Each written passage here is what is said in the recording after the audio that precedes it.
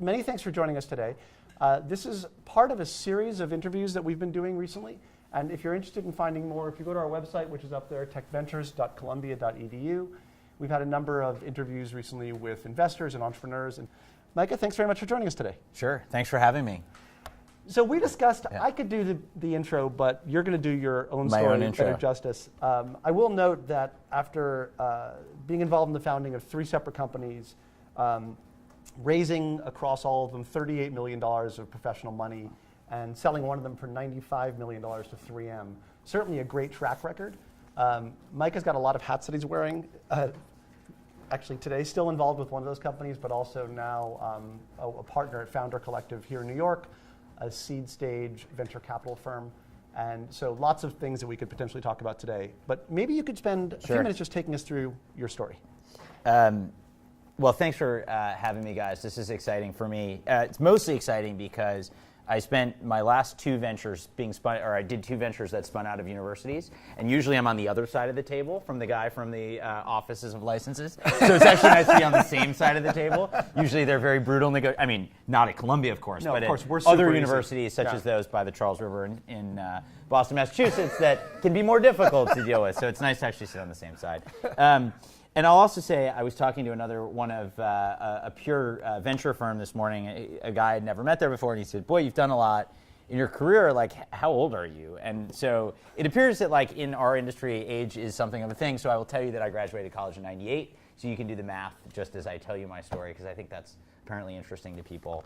And I think what's interesting about the venture world and age is that, you know, because many of the entrepreneurs I know have done so many ventures, and I often say, like, 1 year in the venture world is like dog years. It's like 1 = 7 because you do so much in a given year that either you age quickly as I have, or, you know, you just get a lot in a short period of time.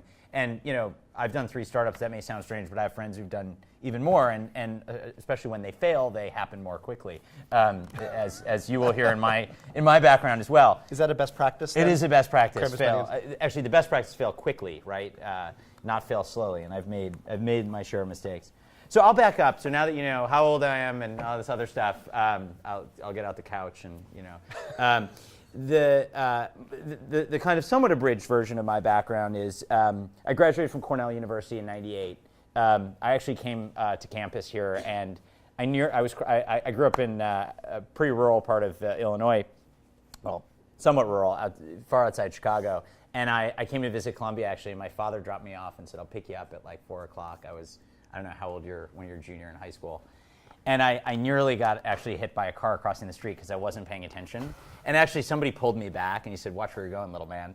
And and I swear to you, God's honest truth, then I got to Cornell the next day and I was like, like, I'm not gonna get hit by a car here. So that's large, and I don't know if I'm not sure I actually got into Columbia either, or I didn't fly or something, but that's probably the other part of the story that we won't talk about. But anyway, it's great to be here. So after college, a lot of my friends went to consulting and banking. That was sort of the thing. I was an econ major, and I just sort of, there was a part of my voice was saying, you know, I'd done drama. I'd done a lot of like different stuff in my education, and I wanted to do something different. So a family friend of mine said, you know, I happen to know the Emanuel family. So in Chicago, the Emanuel family is a very well-known family because now Ram is running the city, and Ari was a big-time agent, and his other brother's a very famous doctor.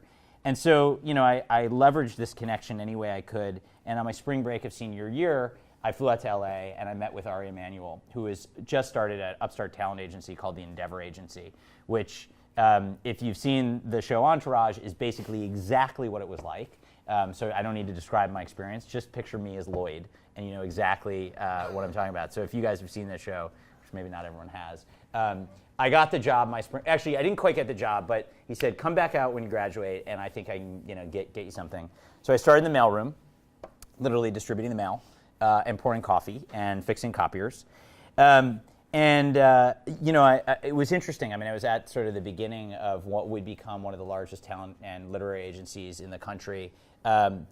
It was a lot of fun. I have a lot of great stories. I only tell them over alcohol, but we can arrange that. Yeah, that's the after party.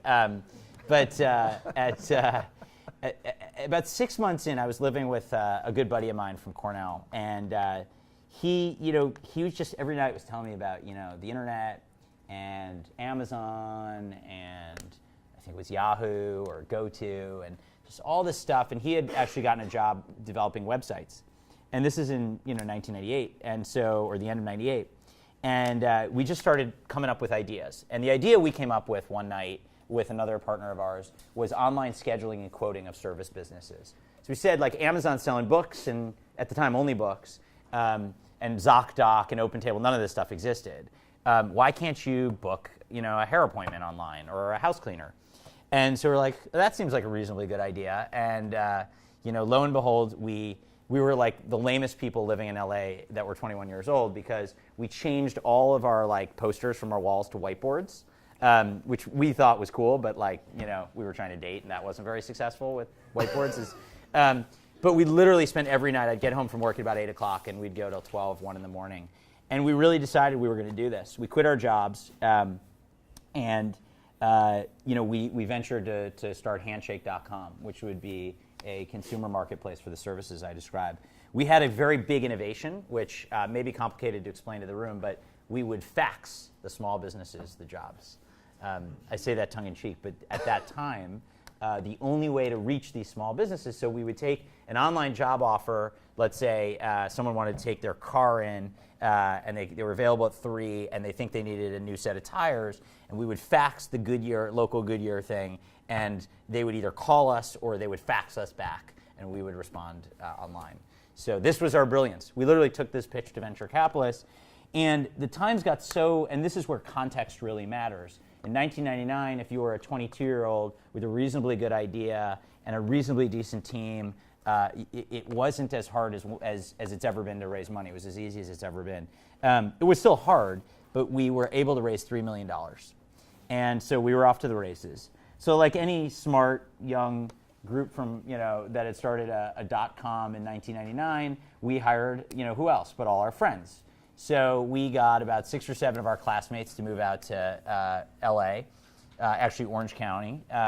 So that, in the series of mistakes I made at Handshake, was mistake number 1 or 2 or 12. But we hired only other people that were actually a lot like us, mostly econ majors, obviously some CS guys, all with very similar kind of backgrounds. And I think in the end, what we created was a sort of work quasi-social relationship or experience.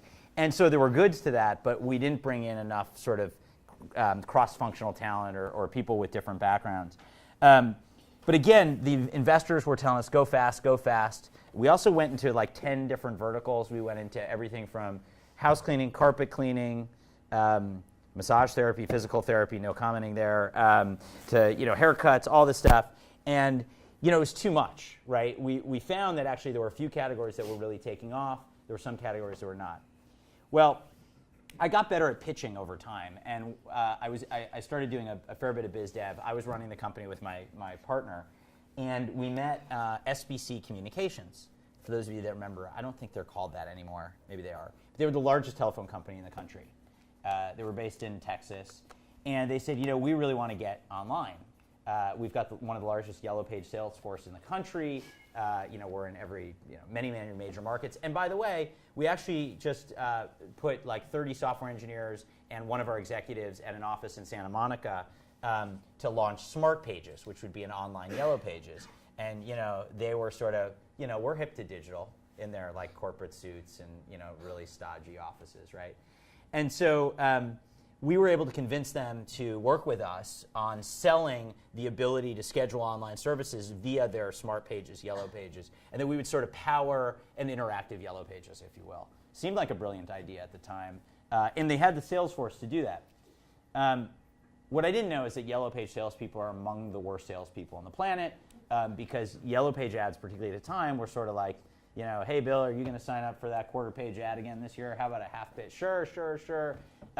It's order taking, not order making, and that's a pretty big distinction. But I didn't know any better.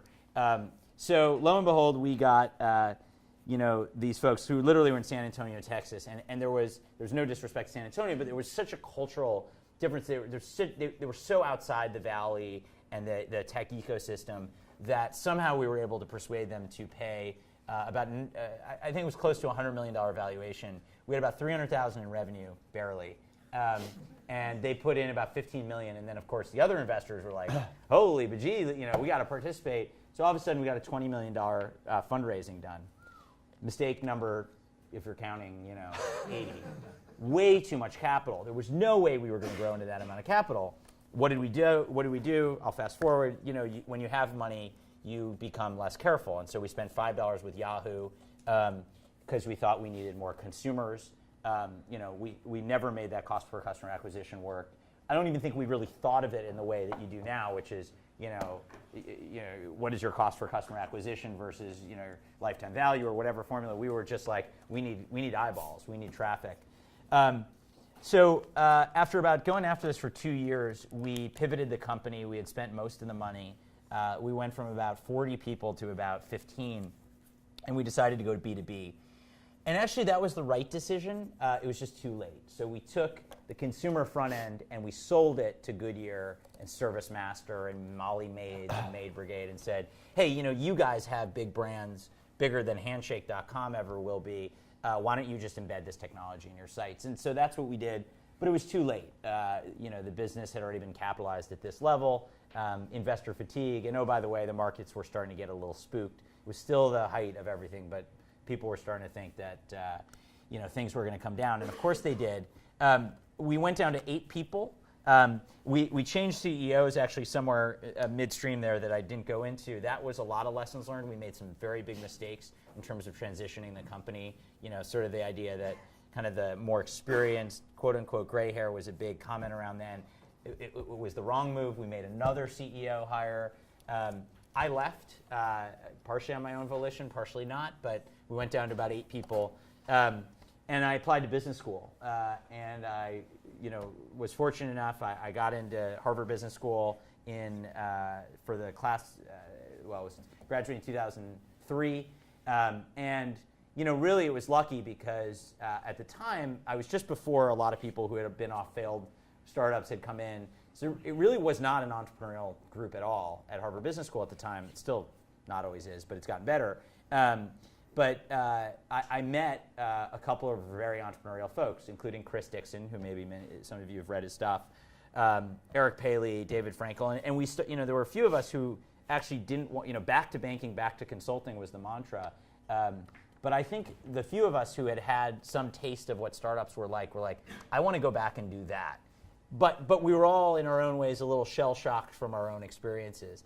So anyway, I'll fast forward because Oren's going to give me the hook soon. No, take your time. But I can go on about stuff. But we just started hanging out, and then my friend Eric and I started thinking about other business ideas. And instead of, we had done our own kind of whiteboard sessions in rooms like this, but we actually started hanging out at other universities, and actually we hung out at MIT. And we went one night to an event towards the end of our first year where, you wear these different colored name tags. I don't know if they still do this, pretty geeky. Maybe there's like a Tinder-like app to allow you to do this. But you wear green if you're like a business guy with an idea, red if you're like an engineer looking for a team, blue if you're whatever. So we wore our appropriate name tags, and we met a guy who we thought was a student, but was actually a professor. And he said, and we pitched him our idea, which I won't bore you with, but he's like, that's cool, guys, but why don't you come to my lab next Monday and I'll show you what I'm working on. And so we went with Doug Hart, Professor Doug Hart, to the mechanical engineering department, and he was working on a real-time 3D system. And we're like, okay, I guess that's cool. I don't know what you would do with it. And he was like, real-time 3D, like, don't you get it? It was like this classic MBA meets professor moment where we're like, what do you do with it? And he's like, you don't get it, do you? And we were like, well, he was like, everybody would want a 3D camera. He's like, he had a daughter, maybe, 9 or 10 years old. He's like, imagine filming her soccer game in 3D. And I was like, how would you watch it? And it's just sort of like, I was speaking Greek, he was speaking French, like it just didn't. But, he said, look, a couple of my students have been saying you should think about commercialize. You should, talk to some MBAs. And he said, those Sloan MBAs, I don't really care for them. So we said, all right, we'll come back next week. And anyway, I think we were a little smarter this time. One of the things we said to him was, Doug, there may not be a company here. Like, let's agree that there's a high likelihood this is just a good, science project. But let's explore opportunities and applications. And so for a class we had second year, we wrote a paper on how you'd market the 3D technology. We focused on computer industrial inspection, the idea that you could use a camera to inspect parts coming down the line, and that if you had 3D, you could really, whether you were looking at stents or you were looking at car parts or something like that, and computer printed circuit boards and stuff like that. And we had a fair bit of data that we learned on this. And the paper, I think we got a good grade or whatever. I mean, it's business. Sorry. Where grades are very important. Yeah, grades, really important. We were kind of intrigued. And then we said, OK, let's apply for the MIT and the Harvard Business Plan competition. And we built the whole thing around this industrial inspection business plan. And we came in second towards the end of the second year in both Harvard and MIT. And so, you start to scratch your head and you say, maybe there's something here. And then we started talking to venture capitalists, and we felt like we would get a lot of second meetings, but we wouldn't really get past there. And the moment of truth had happened. It was graduation. It was sort of like, what do we do? We both had job offers. We agreed we would we would not go down that path, and we would try to start the company. And we did. And we were really struggling with fundraising. And about 2 months after graduation, we were in a room like this, actually, because it was summer and the school was quiet, and they let us use the facilities. We saw one of our old professors. He's like, guys, the new students are coming. Like, kind of get out of here. You're not students anymore. And I remember I also had a very, now you'll know more about me than you care to, but my father, who's very kind of stern, said, he's a bankruptcy lawyer, which is probably not the best guy you want to get advice from on a startup. But he said, Micah, son, the market has spoken. You went to 20 venture capitalists, you pitched your business, they didn't fund. Like, what more data do you need? And I think I made the yeah, but argument. Yeah, but we believe there's a really great technology. Yeah, but we've got an MIT professor involved, blah, blah. And so Eric and I went back, and we were kind of depressed, and he was going away for the weekend. And he came back, and he said, while I was away for the weekend, I had a dentist appointment. And I had a dental impression. And remember how a while back we talked about dental being a potential application? I was like, yeah. He was like, we should revisit that. And totally serendipitously, we were doing a little research on this, and it turns out a friend of mine's cousin had founded Invisalign, and she was moving to Boston. That's interesting, let's talk to her. And she was like, our whole, for us, getting digital data, 3D data of the mouth would be hugely valuable to making Invisalign retainers, because right now what we do is we make an impression and we scan it. And boy, if you could just go right from the mouth to our process, that'd be huge. And then we got a meeting at Harvard Dental School with one of the leading prosthodontists. And we sit down in the meeting, and the dean of the school walks in. And we didn't know any of these guys. And we're talking for a few minutes, chit-chatting. He said, you may wonder why the dean of Harvard Dental School crashed your meeting. And we're like, yeah, we're flattered, but what? He said, I've been waiting for this moment. I believed my industry will go digital, and I've been waiting to meet somebody like you guys that I think are going to do it. And whether that, it still makes the hair on the back of my neck stand out. Like, whether that was right, or it was like that, the stars starting to align. And so we said, maybe this dental application, even though we don't know anything about dentistry, is where to focus. So we spent 6 weeks. We kind of made a bet. We kind of made a pact with each other. We spent 6 weeks going down this track.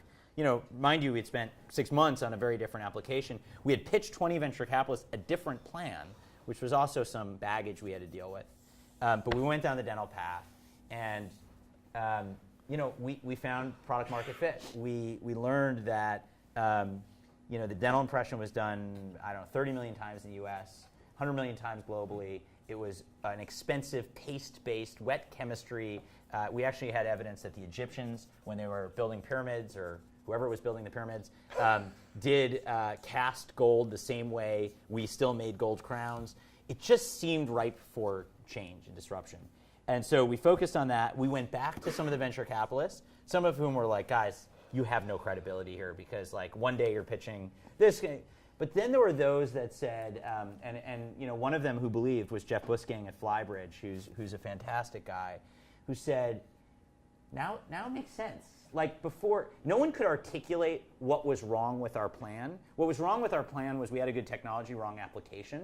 No one told us that.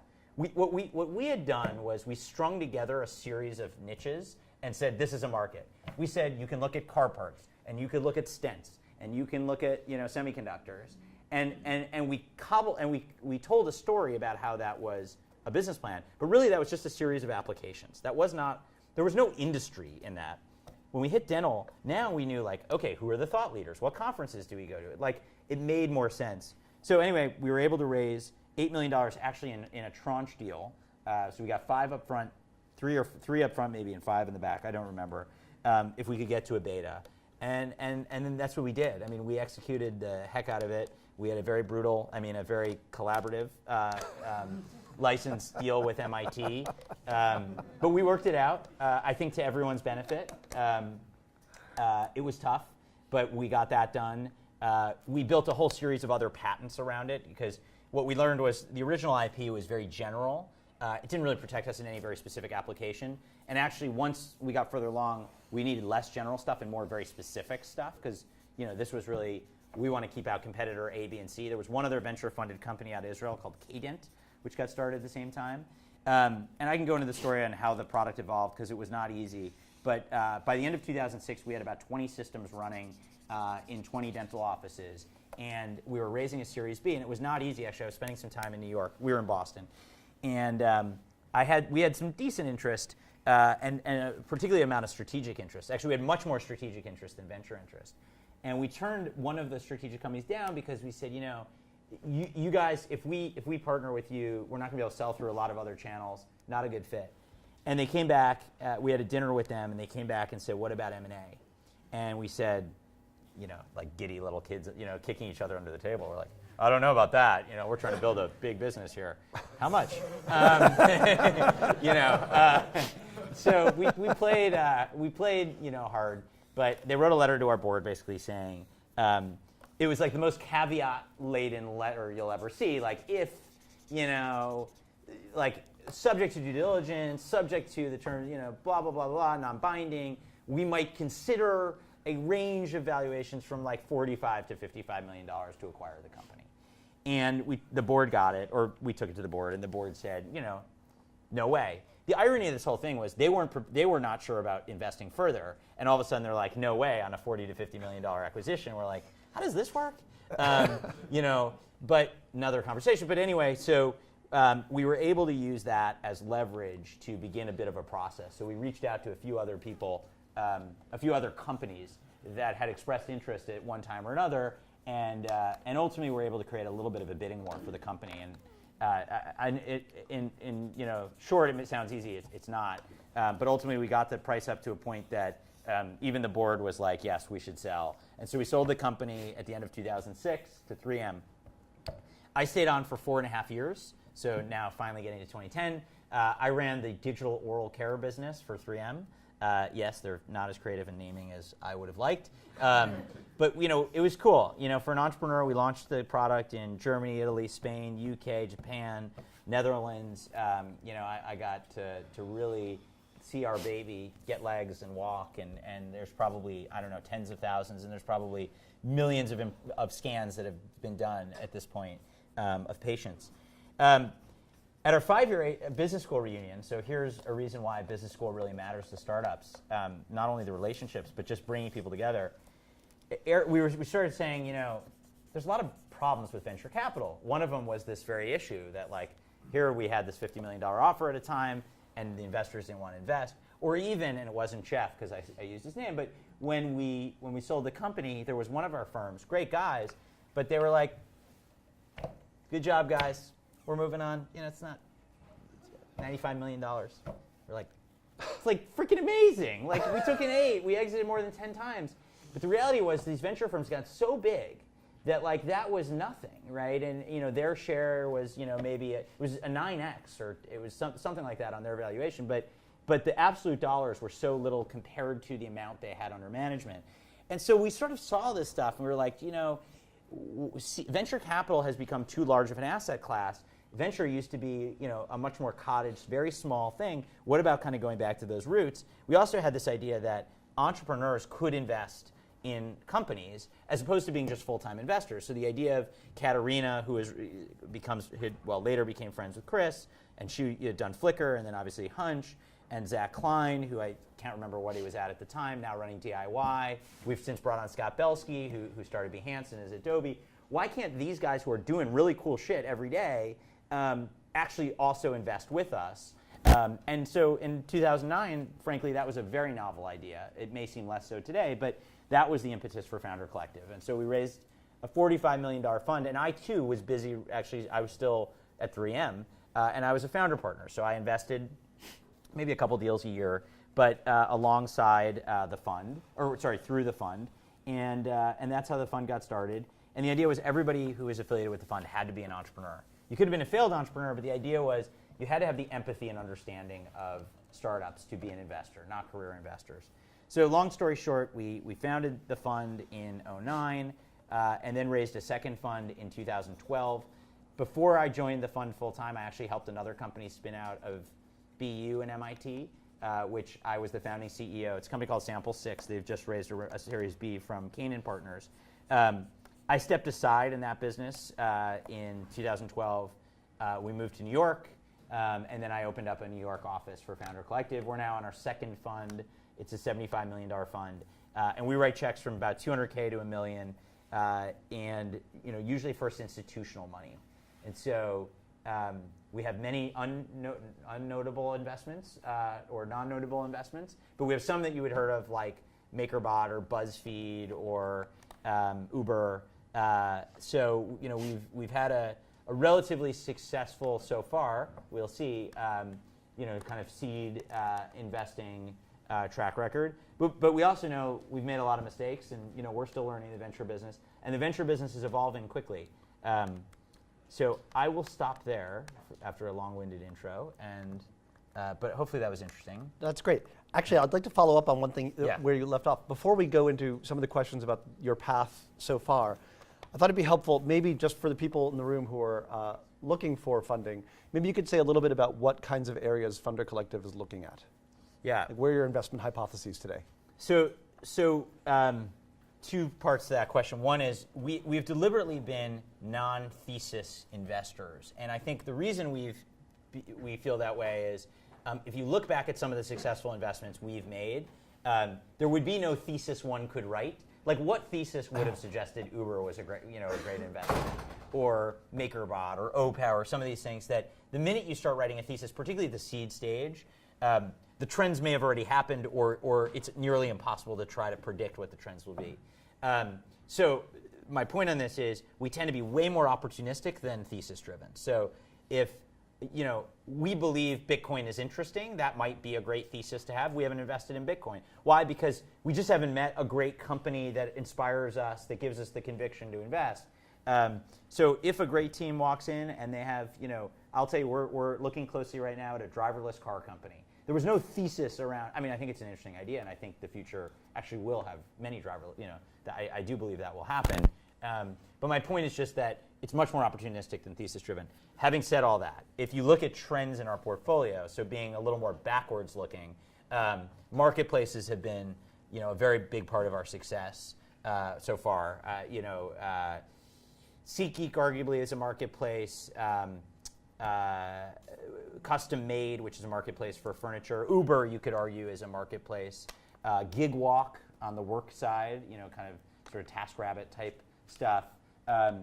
Kitchen Surfing, a marketplace for chefs. So maybe Paddle 8. So we've had a number of kind of marketplace-oriented businesses, and I think in the right spaces can be very disruptive. A couple other spaces, ad tech continues to do well for us. There's a lot of challenges in ad tech, but I will tell you, in terms of growth of revenue, there are so many brands that are migrating TV and radio spend to online and willing to experiment $25K, $50K, that you can just get revenue in a way that's much harder in, say, enterprise. So I'll give you that as a category. We still do a lot in enterprise. We also do a little bit, which I think is unusual for a lot of seed funds, in healthcare and device. I would say lightweight device. So we're investors in Kinza Health, which is a thermometer, connects to the headphone jack of an iPhone, and generally for kids, parents of young kids, and then gives you all sorts of health data on the phone. Those types of things, and we're in some health data companies, Omada Health, which focuses on the diabetes space. So we will do it. If we think it's going to need 25, 50 million in capital, that's when we kind of step back and say it may not be for us. Are there some areas that you would have initially, when Founder Collective got started, would have said were in your space that you've learned over time have been either less productive or harder than you expected, or the landscape has changed and you're no longer interested in? Yes, yeah. I think one of the challenges has been the stuff like driverless car. So we're still interested in it, but it's a little more challenging these days. One of our first investors was Harvest Robotics, Harvest Automation. So it was one of the founders, one of the early guys at iRobot, who basically has built Roomba. If you guys are familiar with Roombas, for field work. So what these Roombas do is they kind of drive around, and right now they work on potted plants, and they pick up the plant and they Roomba over and drop it where it needs to be. It's really cool. Check them out, Harvest Automation.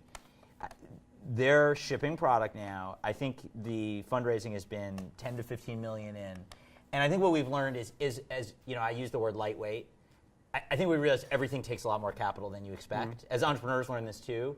So I'm not to say we wouldn't do that deal. We love the company. I think we are getting more careful about how much do we really believe this is going to take, and is it going to be so heavily dilutive to us as a small fund?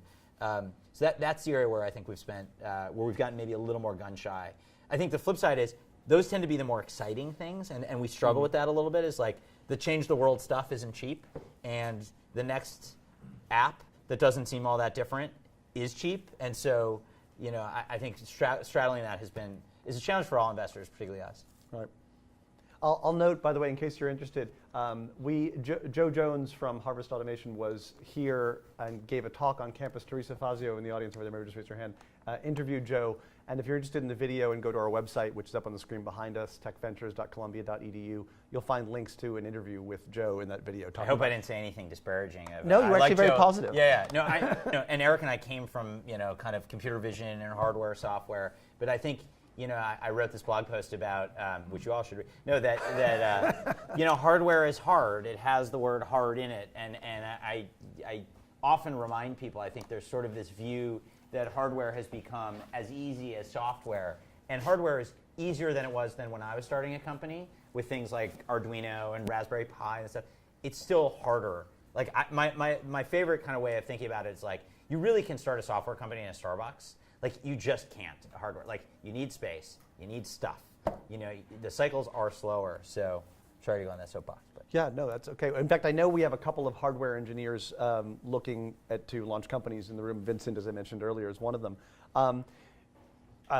There's a lot of folks who think or hoping that New York can become a center for sort of consumer level hardware. We have companies that are started up in the various incubators. RGA Techstars has just gotten started around connected hardware. What do you see as some of the unique challenges? Obviously, space, but beyond space, are there any particularly unique challenges or opportunities that New York has in the hardware sector?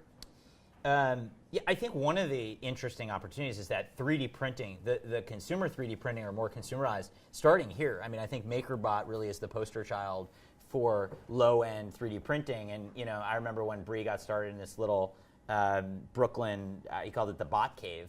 I was like, geez, a hardware company. It's kind of a hacker hardware culture, and I think it worked really well for them. So I think that's kind of convincing people, and I think we'll create a talent pool of people that have actually been through it. So I think all the ingredients are here. Plus, you're seeing like the Navy Yard and a lot of other spaces pop up. RGA Accelerator, where the facilities are there. I think though that hardware is one where I think experience counts more. At least when I'm assessing a deal, I look at experience in hardware a little higher than I would, let's say, social media. Like, it makes perfect, not going to sound obvious, like a Zuckerberg can come up with Facebook because there is no experience that would tell you why that would work or not work, right? Like, that is as much instinctual and generational, and hardware doesn't have quite those same characteristics. Like if you've built a board, you know what it takes to build a board. If you've gone through design cycles or whatever, consumable. So I think we need more of that talent, and that talent has to just kind of go through companies and see. But I think, and I see a lot of New York-based hardware companies. So I'm generally bullish. But I think, anyway, the point being, I think having a little more experience on the team is valuable in those companies. Right, makes sense. That's hard to find. Speaking from the university perspective, and again, looking around the room, I know as part of our office, we hear faculty and students extremely passionate about their own ideas, and many of them feel like the path to entrepreneurship, they look at entrepreneurship as a path both for their own fulfillment, but also as a way to maintain control of the project as it moves along, and there's this fear of working with a big company on it, that if you license it to a big company, that you might lose control. On the other hand, those early discussions with venture capitalists can be a little frustrating for folks, and it's a little hard to know from that side of the table whether you didn't get that second meeting because of something you did, or because it really is just a science project, as you described it earlier. Right. And if you do get the second project, how do you, and don't get, the trigger doesn't get pulled, sort of how to read into that. Yeah. So would you, if you're looking at folks, the 10 people who won't get funded their first time around, how do you know that this is something worth pursuing, that this is something worth sticking with? Yeah, I think it's a tough question. I think, my own experience tells me that despite my father's, quip, the investors can be wrong, and the investors should not be the indicator of whether you should do something or not. However, you should listen to them, because I think if you hear the same feedback over and over again, there's probably a couple of nuggets there that are probably true. Not always, but probably true.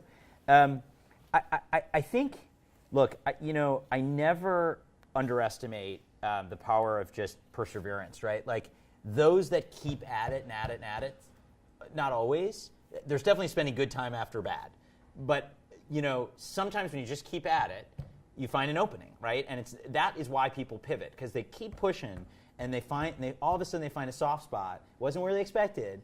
They're like, I was on the advisory board of this mobile app company a couple years ago, early days, and it was like, we're trying to figure out a way to serve ads on our app, but like the inventory doesn't really exist. There's no exchanges. Like one day, it was like, what if we got into that business and screwed our own app and like actually got into like building products to allow app developers to plug into inventory, because like that ecosystem is way less developed than display. I was like, I don't know, that sounds like a reasonably good idea. He's like, I totally feel the pain, because like I've been building this thing. So that's an argument for sticking with it. I think though, two things. One, you have to be objective. There are times when you have to walk away, and you have to be willing to walk away. And I think the only way to be objective is to say like, okay, here are my own milestones. If in 6 weeks or 3 months, if we can't reduce this thing to practice at all after X amount of time, we're going to question whether we should continue. So that's sort of one thing. The second thing I would say is, with respect to the venture guys, and I wrote a blog post, you should all read. Now, I wrote a blog post that said, title was, "The Goalposts Keep Moving," and they do. Like, if you talk to venture capitalists, the problem is they will never, myself included, want to be pinned down on a metric that will be the decider of whether you're funded or not. So I probably have a conversation today that goes, how many users do I need? What does my DAU over MAU have to be? What is my net promoter score? I kind of point them to this concept or the post, because I'm like, the problem is it's so situational. It's so subjective. And I'll tell you, so I say that because, not to be discouraging, but just so that you know what you're going into. Like, there is not a binary yes, no. There is sort of a, can I get an investor excited, and do I have enough evidence, however that evidence might be. For a B2B company, it might be 2 really effusive customers who buy into the vision. By the way, I've also talked to B2B companies who have 10 customers, but when you talk to them, they're like, oh yeah, they kind of did a development project for me. And I was like, are you using their dashboard? No. But their engineers are great. So then I'll go back to the entrepreneur and I'll say, look, I did the reference calls, but the reality is like, they're referencing not your vision or your product, they're kind of referencing development work you guys have done. And that's going to be a pass, because even though they have 10 customers, they're not buying into the vision. So long way to say that I think you just have to process all this stuff yourself, be very objective, not use the investors as the deciders of whether to stick with it or not, but rather to figure out what are the key issues you have to work on. It might be team, it might be market size. In our case, it was market and application. Try to fix those things and then set objective milestones for yourself. And you can't be afraid to kill projects. I have killed projects that I thought were going to turn into companies. I think most good entrepreneurs kill projects. They're hard because some costs, we're humans. Like, we don't want to kill something we've been working on. But it's important. One of the things that, again, being at a university, universities across the country are all trying to build entrepreneurship ecosystems on campus. And part of that is to help train future entrepreneurs of tomorrow about, if you're going to learn and you're going to fail, try and do it on a project before you've sunk your family's money and mortgaged your parents' house and all the other things that you might have to do, or maxed out your credit card debt. And there's many different methodologies. And by the way, so Vince Ponzo, the director of our Entrepreneurship Center at the Business School, is here. Everyone's experimenting with different approaches to trying to create an ecosystem where that kind of learning can happen on campus. There's the NSF's I-Core program, which is based on Lean Launchpad methodology. There's others available. Looking back on your time in business school, are there things that you wish had existed then, or that you see emerging now that you feel like are really core parts of that educational system that could help the entrepreneurs fail either faster or less often, or ideally both, I suppose? I think, yes. I think what's changed is we were really outliers. We were really, we felt very orphaned. In fact, I won't say names, but I went to the entrepreneurship department at Harvard Business School. And it was early in the kind of when we were starting to think about commercializing this technology. And we went to see a actually fairly well-known professor. He said, you guys are young. Maybe you should get a little industry experience. You're talking about an industry that's kind of one where you need to be, a little, I don't think it was about age, but where, it's a little harder to disrupt. And I don't know, maybe just go work in the industry for a little bit and then come out. Jeez, we're the freaking entrepreneurship department. Like what just happened? Like, we were just talked out of starting a company by this well-known entrepreneurial professor. We were like, all the more reason to do this. By the way, that was not we got a lot of support. But it was not a supportive environment, and I don't mean to pick on Harvard Business School. I think business school in general, up until the last few years, colleges, that's not what career services departments were geared to. Like, they didn't even know, they didn't know how to help. They didn't really want to. So I think that the culture has changed, or my understanding is the culture is way different. And it's not just Stanford. It's everywhere. I think I see it here. I see it at NYU. I see it at Cornell. I think it's really changed. I think you have, to me, this is the best moment in time to figure out if there's a startup, if the stars are going to align. Because you've got tons of brain power around you. You've got time. You've got facilities. You can pick up the phone and be like, hey, I'm a student at Columbia. And people will be like, all right, I'll talk to this kid and give him some information. The minute I pick up the phone and I'm like, hey, I'm starting a company in your space. Would you mind giving me your pricing? It's just a different conversation. So I think, and my experience is, starting companies while in school and at that moment in time it's a special opportunity. It's a special time. It doesn't mean you have to do it. Doesn't mean the startup may not come together, and I think you got to be prepared for that. But I think I would reach out the resources available in terms of connections with the VCs that these guys bring. With Columbia, the IP and the ideas that are coming out of the university, I would take it. I did. I was unique, but I took advantage of those things. I did negotiate a license with the TLO. Excuse me. So I think, you named some of those things. I think you have to pick and choose. I think one thing, we probably reached out to every group and found, I think we were getting pulled in a lot of different directions.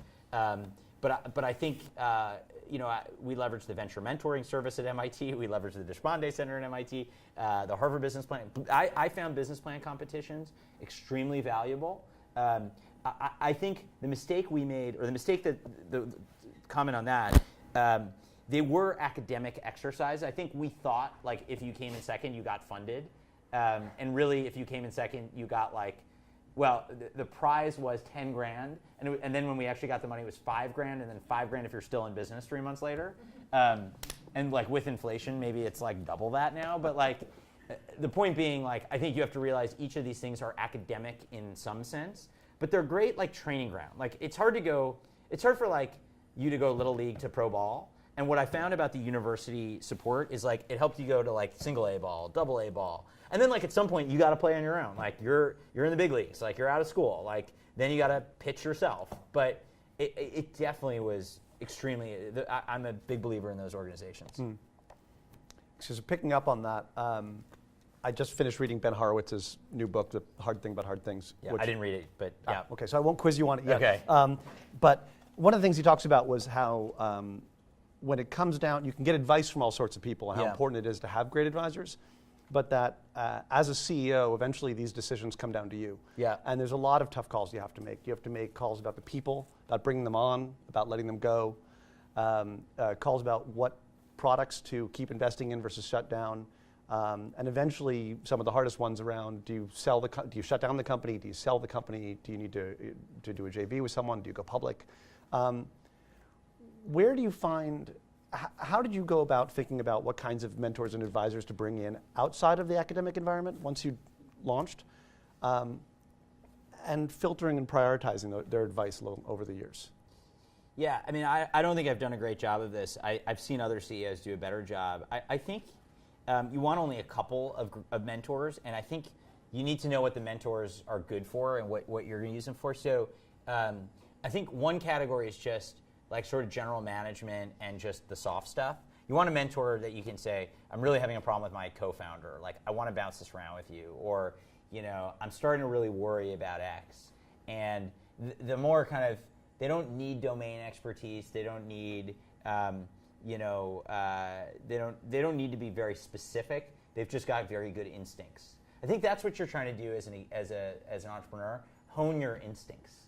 Like, because I think when you see something enough, you're like, this is a bad situation. Or, with an employee, this isn't going to go well. Like, you get these sense before you have all the data. I mean, that's part of being an entrepreneur is how do you extrapolate quickly? And a venture person, how do you extrapolate quickly on limited data? I think in addition to a business mentor or what I'd consider kind of a general management or HR, kind of just general mentor, I do think it's helpful to have an industry person because, especially if you're new to an industry, somebody who can open the door for contacts. Or when you say, hey, I had a great meeting with Procter & Gamble, they could say, well, you're going to actually have 5 of those before you close anything, right? Like, just to kind of like, oh, okay, like, let me put that into context, which you might not have if you're new to an industry. And that's sort of, whenever I see someone reaching out to 10 people, I get nervous. When they're like, oh, and this mentor said that, and this mentor said that, and this, then I'm nervous. When they're like, I have a go-to mentor, and I respect, and me as an investor, and I respect that. Some investors get like nervous, like, why are you taking feedback from someone else? When there's 1 or 2 good mentors around an entrepreneur, I'm psyched. I'm like, that's great. That means this person's reaching out, willing to get help, I think it's, the other mistake I've seen along this path is using your board as mentors. In fact, I was on a conversation last night about one of our companies who pitched their marketing plan, their messaging, to the board, and I was like, I never pitch like as sort of an like, what do you think about our new positioning and messaging? And I said, you don't pitch messaging to a board. Way too subjective, way too creative. Your board is going to have all sorts of opinions, and you guys know what the hell you should be talking about the company, right? Like, I think that's that's kind of the prerequisite of being an entrepreneur. So, that's at least my opinion. Okay, I'm going to ask one more question, and then I'm going to turn it open to the crowd. So if you've got a couple of questions, think about them. I'm also going to ask people when they introduce themselves, when they ask the question, to introduce themselves very briefly and speak clearly so that we can catch your question on video. Okay? So lastly, you're a relative newcomer to New York in this role. Yeah. Having moved back here about a year and a half ago? Almost 2 years Almost ago. 2 years ago now. So since most of the entrepreneurs in the room are hopefully going to start their companies here, what resources have you found in New York that were that you'd recommend they check out to make sure they're not missing opportunities? Are there sort of networking events that you found particularly helpful, or blogs from local thought leaders that you think have been useful? Yeah, I have found New York to be the most, and so I've spent time on the West Coast and in Boston. I found New York to be the most collaborative tech town I've been in, and it's one of the reasons I bet my career professionally here is like, I feel like we're kind of trying to win together, like this is, the economy is changing of New York. It's moving away from a pure Wall Street kind of centric economy, and that to me is exciting. Like this is an opportunity to kind of be a part of that. So the co-working spaces are taking off. From WeWork to General Assembly, the Alley, the New House. There's actually a list online that I can tweet out or whatever. But literally, there's like dozens and dozens of these places, and I think they're great. Like there are places where people, the water cooler stuff can happen when lots of different startups are getting formed. So I think that's one thing. I think obviously the university ecosystem is another, and I think I think Tech Meetup is tonight. Actually, I think it's tonight. Look, as an investor, it's a little hard for me to go and try to find my next 3 investments. That's probably low probability. But as an entrepreneur or would-be entrepreneur, there might be 700 people there. Maybe some percentage are interesting, and I am a believer in serendipity. So those kind of events are good. I ran an event this morning. It was we invite not from our portfolio, 3 or 4 entrepreneurs in town. Myself, John Steinberg, who's the founder of BuzzFeed. I did it with Naveen, who was one of the co-founders of Foursquare, and Joanne Wilson. And we invited 4 entrepreneurs each at this breakfast. And I went around and said, how many of you know 5 people here? One person knew 5 people there.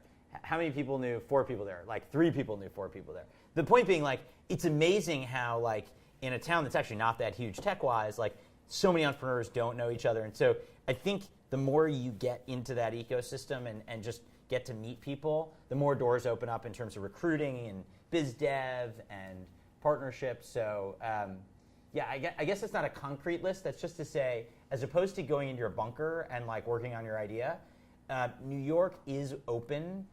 Literally, you walk into the Ace Hotel and there's or whatever the hot hotel is now to do this. There are a ton of people working on stuff, and you just it's good to be in that flow.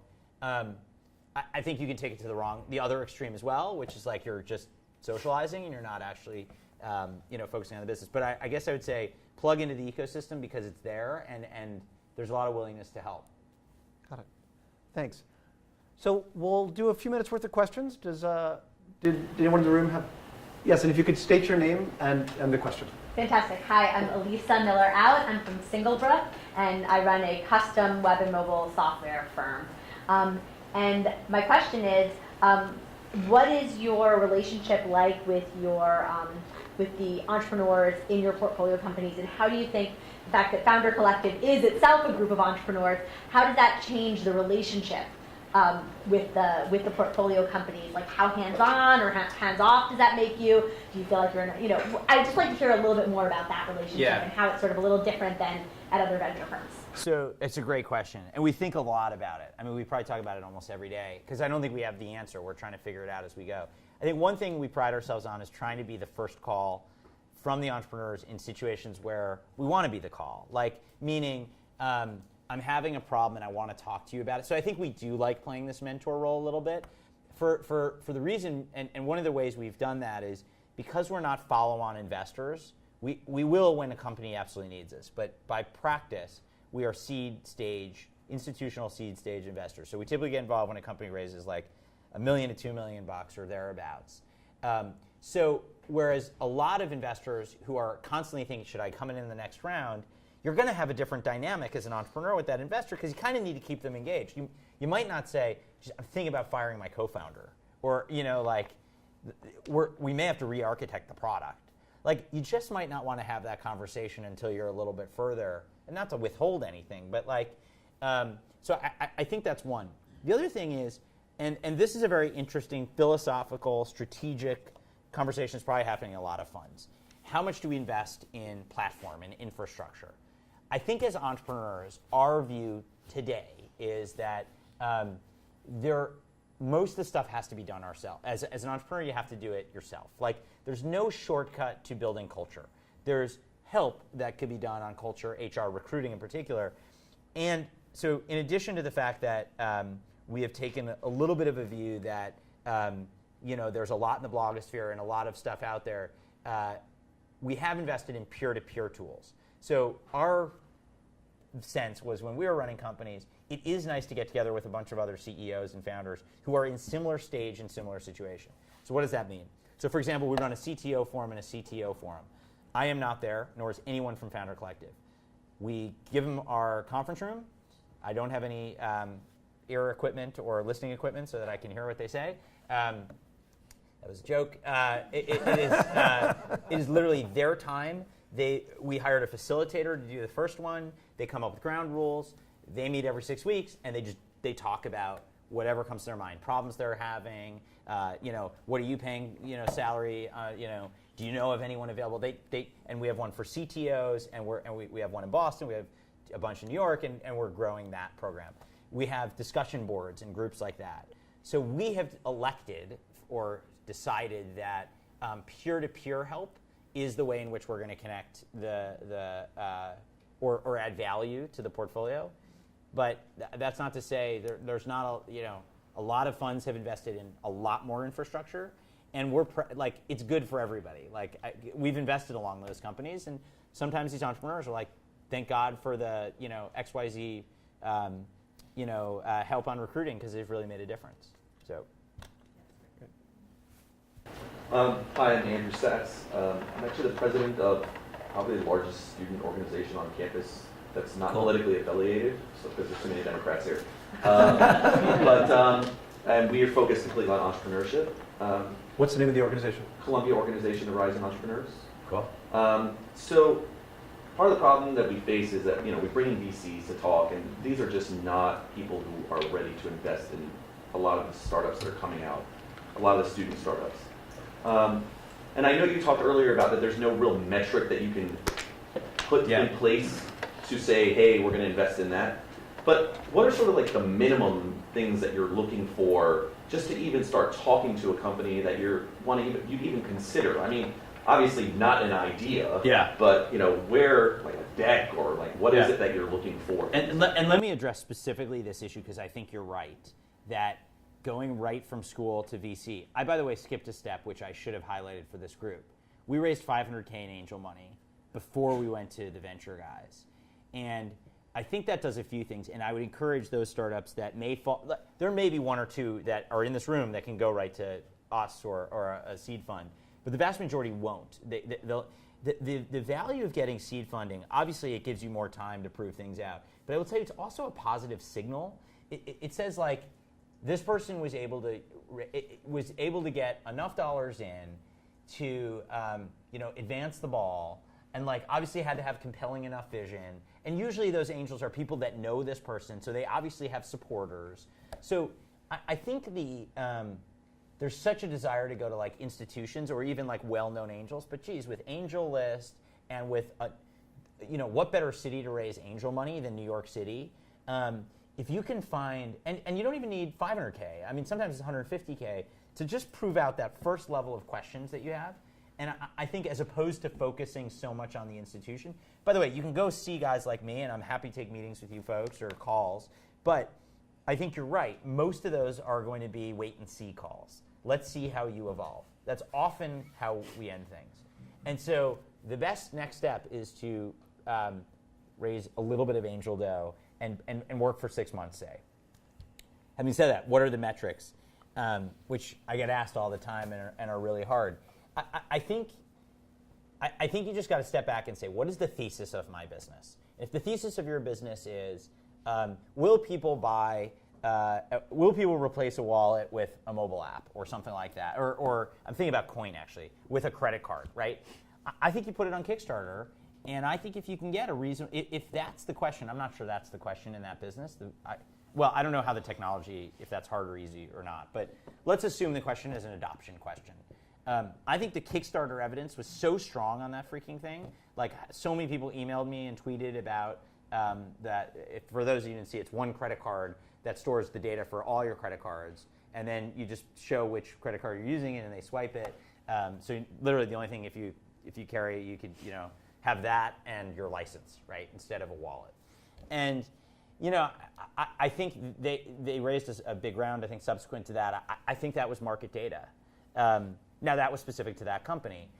I think if it's, ad tech, I think you want a couple of brands saying, or small agencies saying, we ran a test campaign and our click-through rate is 10x or 8x better than the next closest retargeting thing.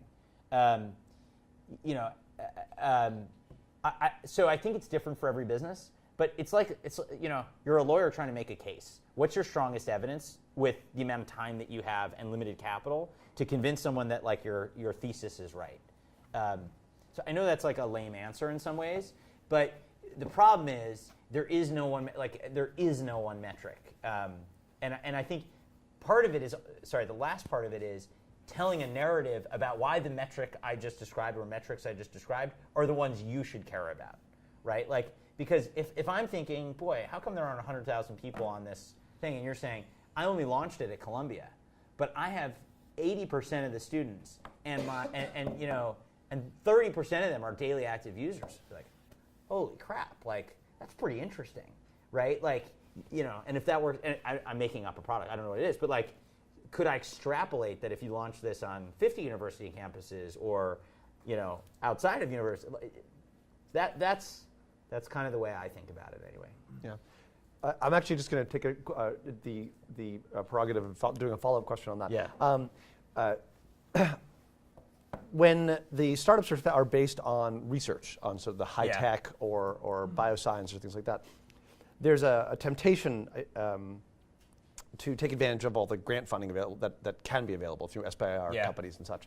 Good question. Yeah. And there's a sort of a tension between the grants are great because there are no equity financing. On the other hand, they're sort of slow burn and can take a while to do the applications. Where do you feel like the right role for grant funding is? So at Sample 6, we took an NSF SBIR Phase 1, and I think the matching program, so I think it was 60 grand, and then the matching program is 30 if you can get if you can match it with investor funds. I think that was helpful because we had no capital at the time. We were trying to spin the technology out of MIBU, really. It gave us a little money to play in the lab and experiment. Ultimately, that would become a food diagnostic for pathogens. At the time, we were actually looking at remediation. We were looking at using the technology as an antimicrobial. And I think we learned some things there. And then we started to stray from where the program was. Then I started seeing, I kept asking questions like, is that for the NSF thing, or is that because that's what we need to be working on? As that got further and further away, it became clearer to me that while Phase 2, which I think represented, I don't know, someone may know what it's hundreds of thousands of dollars, right? Or even more if you spec out more. The guys really wanted to do it, and I was sort of like, no, we've gotten too far away from the purpose of the proposal. We actually went back to the reviewer or to the sponsor or whatever and said, if we totally change it, would you still potentially accept it? And we kind of heard, yeah, maybe, but I think we cut it off at Phase 1. So I think that's the assessment. It's at what point are you writing a paper to fulfill a grant that's actually not in line with where you're trying to go as a business? But if you don't yet know exactly where you're trying to go as a business and you need some capital and you can get it, it's not a bad source of capital. As you said, it's non-dilutive. And it is focusing. You do have to write, you do have to do stuff, and you have to write a report at the end, and hopefully you get some good data out of it. I just think you can't use it to fund your company. I haven't seen very many. I can't think of any great companies that have just lived off SBIR. There's some that do well, but I think ultimately you got to find other sources.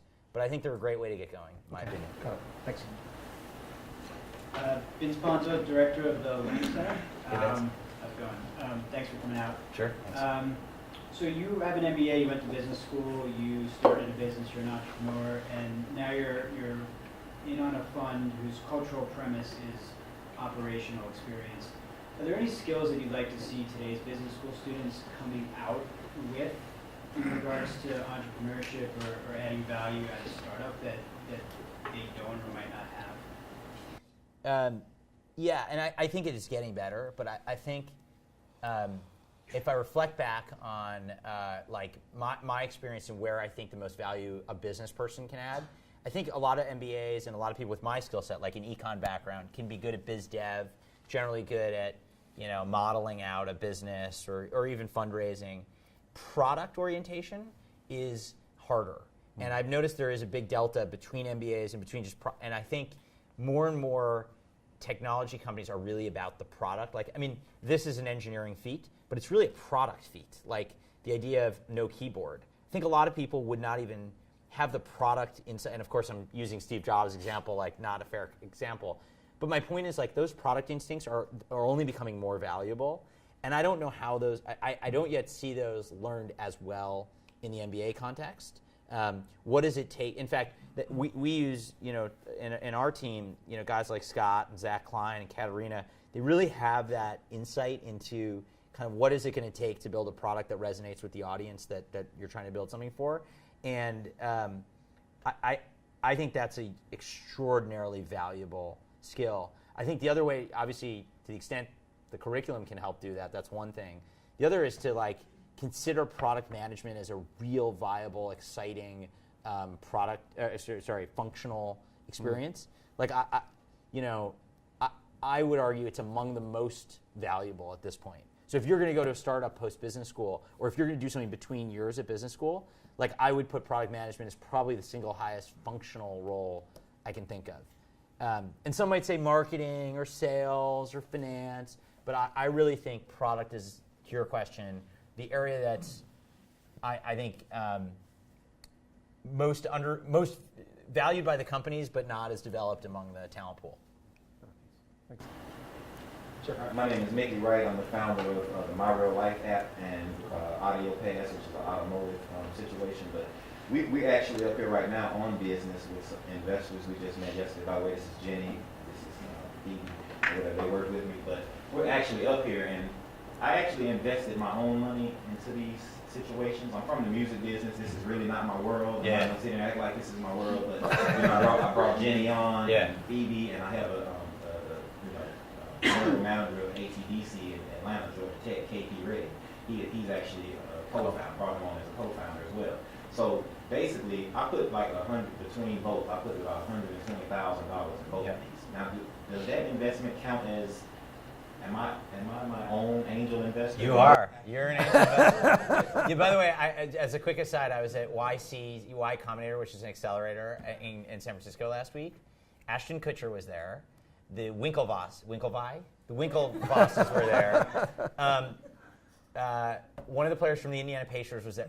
So it's interesting how angel investing. Yes, the answer to the question is, and it is a thing now. So what happens next though? After we got to a certain point, and they were still looking for an angel investor. Though. Yeah. It's only I did so much over a period of a year to 2 years, 18 months, right? Yeah. Building these things and testing them and doing these concerts, this certain demographic I've been going after. Yeah. 13 and 21, and we've been bringing them in. And, Yeah. We have a lot of followers right now that are downloading the app, and on the audio side, the automotive side, we haven't really started yet. But, looking for that next angel. When is it time to talk to a real angel? And, I mean, I think. Some of it is your responsibility as one of the, as the lead investor at this point, to start to identifying your network. Are there other angels or other investors that you can bring, to the party? I think if you've put in 100 or 150,000, but you think to take the business to the next level, it's 500K or something like that. That's when first of all, you need the data, the story about why it's worth taking it to the next level.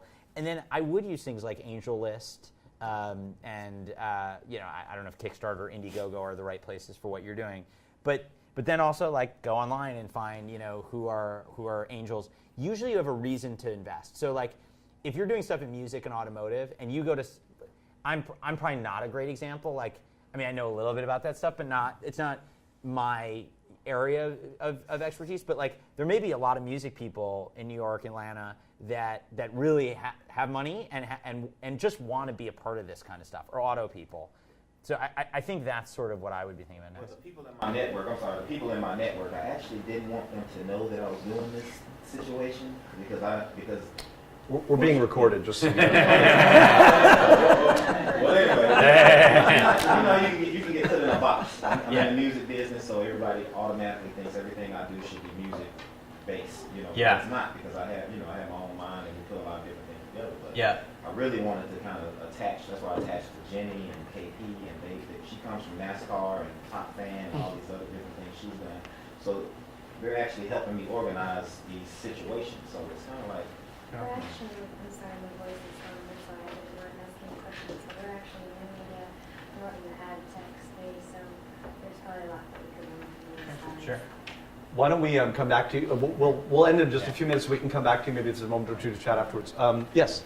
Daniel Haders, I'm a Columbia Engineering graduate, 2001. I also got a doctorate from another school in the area, but name my name. But I'm also a co-founder of a nanopharmaceutical company. And what I was really interested in, you talked about a brutal licensing negotiation, and I've been a part of one of those. Yeah. And I was very interested if you can talk about that licensing process, and also within that, now as an investor, talk about when you're looking at companies that have licensed from universities, and talk about maybe the deals that they've negotiated. There's quite a few entrepreneurs, especially science entrepreneurs, that oftentimes want to get things done, and they do a deal just to get it done that oftentimes has to be reworked when they get to professional rounds. Yeah. And there's other times where you fight it out because you know you're going to have to rework something later on. So that whole process and your experience. I mean, so you can plug your ears when I make this comment, but my Kill the video. I won't be. What I struggled with was I felt like other universities, not Columbia, often did a one-size-fits-all kind of view of the world, and I'm sure the struggle on the other side is like, well, wait a second, I got a lot of deals, and everybody comes in here saying my situation is different. I think though. In our experience, we really tried to explain our business and explain where we were going. And I think different from the little you said about your business, there wasn't like one patent that was like ours was hardware and software. We had this consumable thing. It wasn't like we had this killer patent for a compound that like just magically did something. And there are cases, particularly in drug, in pharma, where like the compound is the thing. Right. So, we ultimately structured a non-equity, royalty-based deal, which is probably unusual. I don't know. Maybe it is. Maybe it isn't. But that was very unusual. It took a long time to get there, and I felt like as an entrepreneur. Now, again, this is 2003, but like we should win together. Like MIT should win, and we should win, and like if things go well. And in the end, that actually kind of played out that way. I think that's one of the struggles. I think. So to your question about like what will investors think and sort of as an entrepreneur, you need to have data, and this is another one where you can sort of close your ears, I suppose. But like maybe you probably encourage your companies. I got a spreadsheet where I started meeting with entrepreneurs, and I said, "Oh, you did a deal out at MIT, okay, 2 years ago." So Z Corp, which was a 3D printing company that spun out of MIT, I went and sat with the CEO and said, "Tell me a little bit." Is there a confidentiality clause? I said, at a high level, tell me about your deal, so that I would have a framework. I'll tell you, as an investor, as long as these deals are within what I think is the framework, what I think is market, then I'm like, is this a good IP? Is this good IP for you guys, if you can make the case? And yeah, we paid a fair and reasonable, given what we're trying to do. I think it's fine. I think I've just seen some of these deals where I'm like, you gave away 15% of the company, and it's not that critical of an IP, piece of IP. So I think that's, and I think the other reason why every situation is different is I don't think I operate from the assumption that you need the IP. I operate from the assumption of like, what are we trying to achieve, and does this IP either give us protection, or does it give us offensive or defensive kind of support for what we're trying to do? And I will tell you, our experience at the end of sample 6 was we decided not to take the license. The synthetic biology technology was built around taking down bacteria, essentially. We moved into a diagnostics. There were arguments for owning some of the patents, but then I looked at the future prosecution costs, which were actually pretty significant. Right. And I said, you know what? I don't think we can do this. I don't think this is a good use of our funds. And I think it was disappointing for BU. And in some ways, it was disappointing for the professor but it was the prudent business decision, and I think everyone respected that. In that case, BU had put a little money into the company through some vehicle, so they actually owned a tiny piece of the company anyway. So I guess sort of long-winded way to say, like, you got to get the other side to appreciate, like, what is your business, and have them understand it at some level, because I do think that's important. And then you got to take a real objective look at patents. And I think I mean, you know this from your background, like, patent strategy and analysis is a non-trivial, like, there are people who I think are really good at understanding them, and then people like me who just sort of read claims and are like, oh, that, boy, that sounds pretty powerful, and you're like, well, it is or it isn't.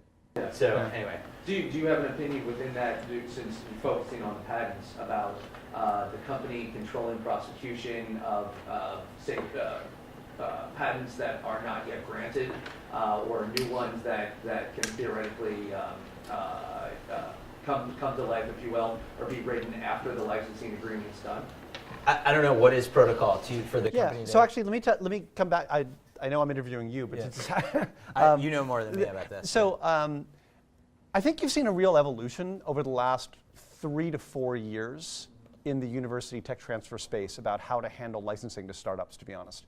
So if you go back, so I joined Columbia 8 years ago. I was at the Boston Consulting Group before that. And even when I joined back in 2006, the university world was primarily driven by licensing to big companies, and within that, primarily to licensing to big pharma, by and large. And so a lot of the deal structures that were sort of one size fits all, and they were largely oriented towards the biopharma model. The space has evolved tremendously over the last 6 or 7 years, I think, across the country, but especially at the schools that do this at scale.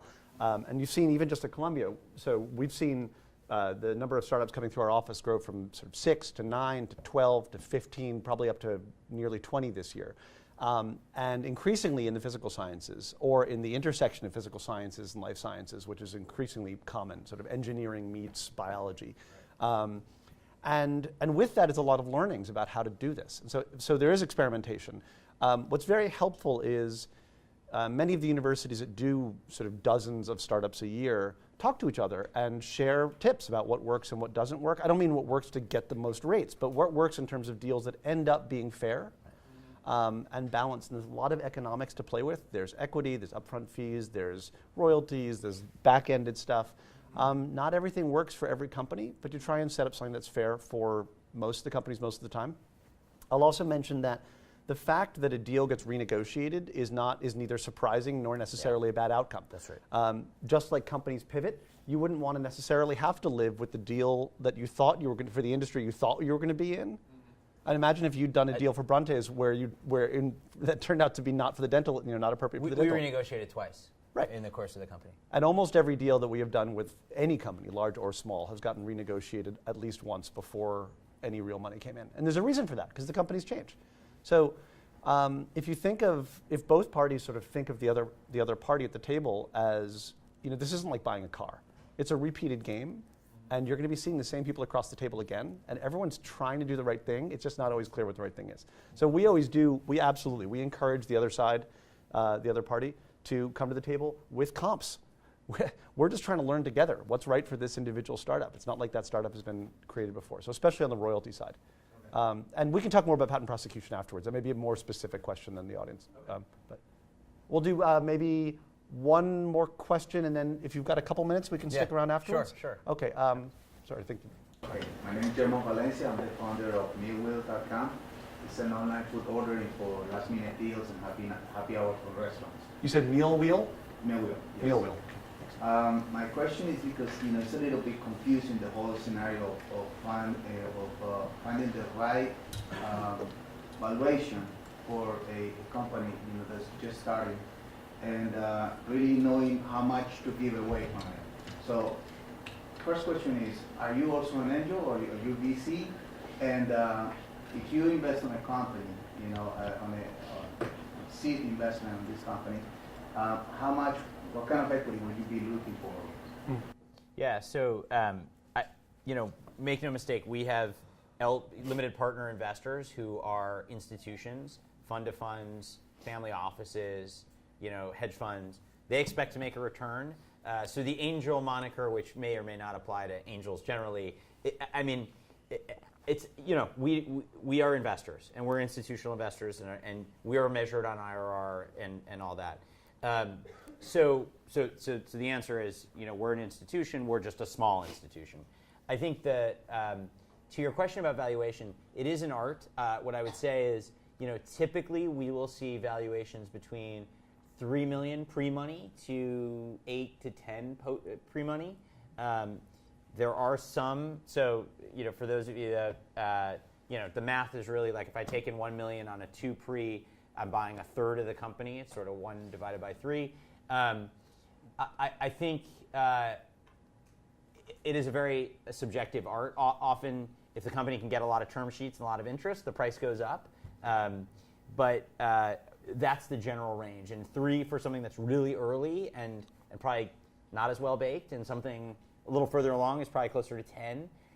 And I'll tell you, we've seen outliers that are as high as 20, but that tends to be the extreme of what we'll get involved in. So I'd say our average pre-money valuation is probably in the 6 to 8 range. I think we're pretty much out of time. Sorry, we'll feel free to come up at the table and talk afterwards. If you could all join me in thanking Micah for joining us today, that'd be great. I'll also I'll plug my own blog and my own Twitter handle. So I have a blog at Micah my first name MICAHJAY1.com, and my Twitter handle is MicahJay1 as well. So I try to tweet and blog about interesting stuff. So, you know, you can let me know if it's interesting or not. But just so you know, that's where it is. Right. Actually, I'll mention if you are part of the Columbia community or live in this area or part of the New York scene, there are a couple of, you go to entrepreneurship.columbia.edu. It's Columbia's entrepreneurship site for the whole university. There's a number of links there. You can also go to our website at techventures.columbia.edu. We hold events like this fairly regularly, so if you get on our mailing list, you'll be appraised of all the sort of latest stuff going on around town. Thanks for joining us today. Appreciate your time.